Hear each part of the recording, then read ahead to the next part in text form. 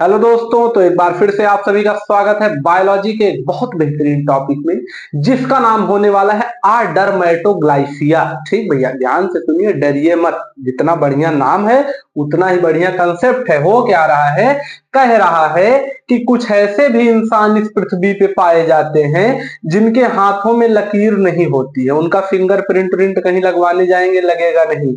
हाथ की जो लकीरियां होती है होती ही नहीं है। ऐसे केस वाले पर्सन को हम लोग लेते हैं किस बीमारी में? आडरमेटोग्लाइसिया में। ठीक भैया, फिंगरप्रिंट नहीं होता है। क्यों नहीं होता है समझ लेते हैं। तो पहले इस नाम को समझ लीजिए जो आपको खतरनाक लग रहा है। देखिए, आडरमेटोग्लाइसिया में जो ए है, ए का मतलब है एब्सेंस।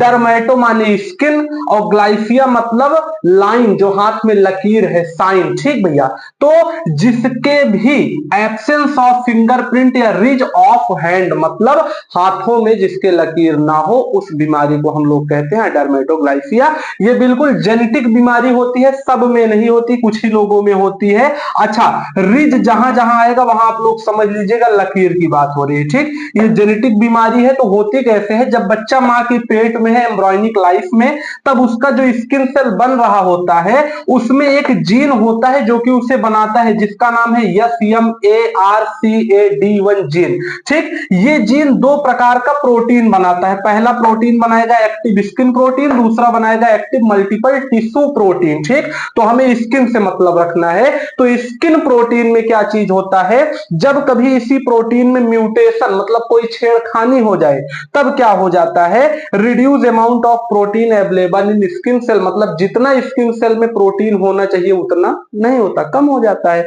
और जैसे ही कम होगा वैसे क्या हो जाएगा, इससे अफेक्ट हो जाएगा फिंगरप्रिंट। और हाथ में सिर्फ यही उंगली वाला ही नहीं, जितनी लाइनियां हथुआ में खींची है सब गायब, पूरा सपाट हो जाएगा। ठीक, तो इस बीमारी को हम लोग कहते हैं डर्मेटोग्लाइसिया।